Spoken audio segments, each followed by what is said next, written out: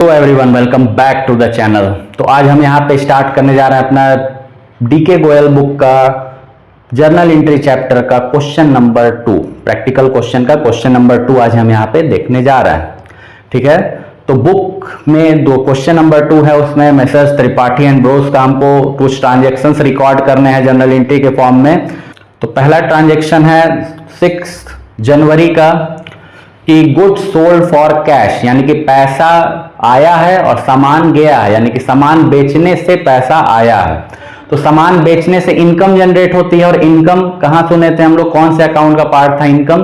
तो इनकम हमारा जो है वो नॉमिनल अकाउंट का पार्ट होता है। नॉमिनल अकाउंट बोलता है कि all expense and losses are debit and all income and gains are credit. तो इनकम और गेन को क्रेडिट करना है, तो यानी कि सेल को क्रेडिट करेंगे, और कैश जो है वो एसेट्स है, और एसेट्स रियल अकाउंट डील करता था, और रियल अकाउंट बोलता है कि सारे के सारे एसेट्स को क्या करो, डेबिट करो, यानी जो आ रहा है डेबिट करना, जो जा रहा है क्रेडिट करना। तो यहाँ पे कैश मेरा आ रहा है, तो यानी कि हम कैश अकाउंट को क्या करेंगे, डेबिट करेंगे। तो यहाँ पे हो जाएगा cash account debit to sales account. Narration हो जाएगा बीइंग कैश सेल्स।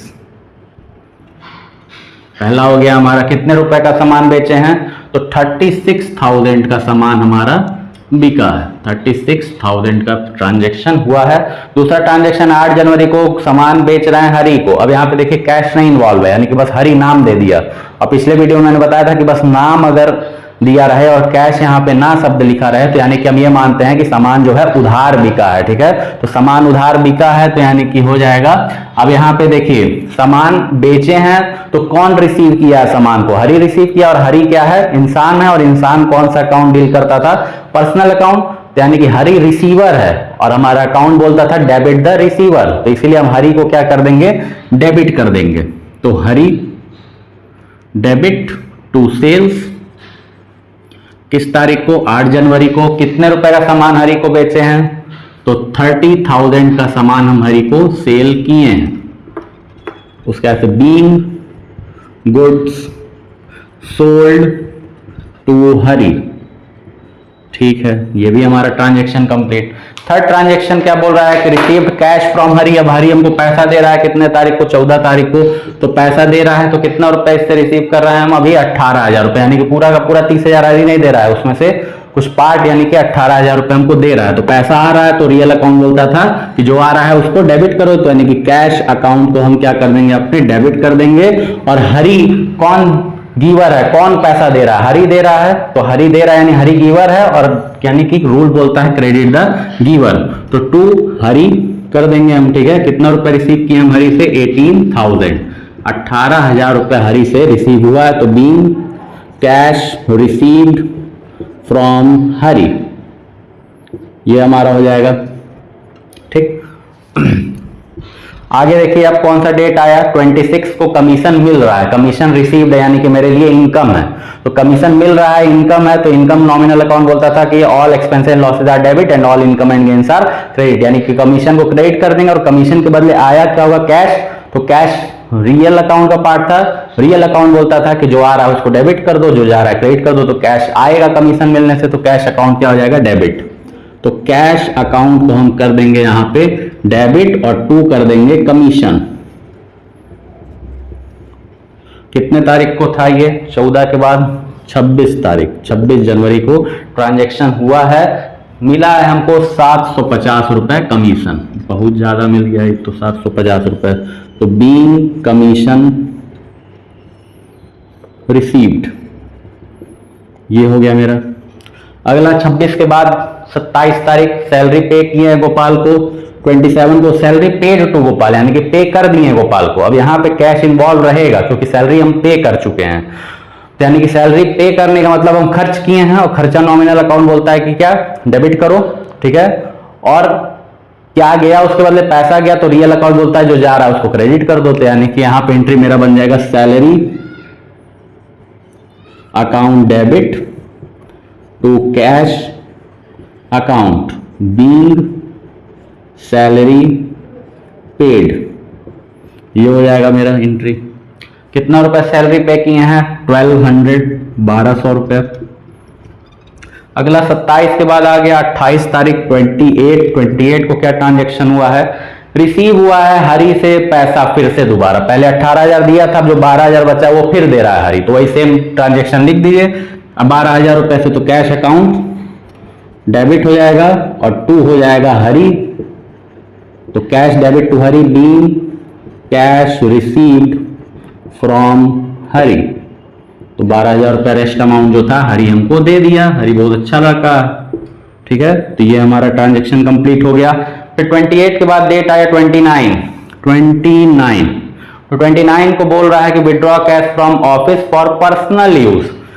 देखिए पर्सनल यूज के लिए क्यों निकालते हैं, मान लीजिए जो बिजनेसमैन है वो कहीं जॉब नहीं कर रहा है, कहीं अलग से वो वर्क नहीं कर रहा है कि जिससे अर्निंग हो उसकी, भाई उसका भी घर परिवार है, उसको भी दूध वाले को पैसा देना है, बच्चे की फीस देनी है, घर का राशन ले आना है, सब खर्च हो रहा है ना, तो वो पैसा वो कहां से ले आएगा, आखिर घर खर्च के लिए पैसा वो कहां से ले आएगा, तो वो अपने बिजनेस से ही विड्रॉ करता है। तो जो पैसा बिजनेसमैन अपने बिजनेस से विड्रॉ करता है अपने घर का खर्च करने के लिए, अपने पर्सनल यूज को करने के लिए, उसको हम लोग बोलते हैं ड्रॉइंग।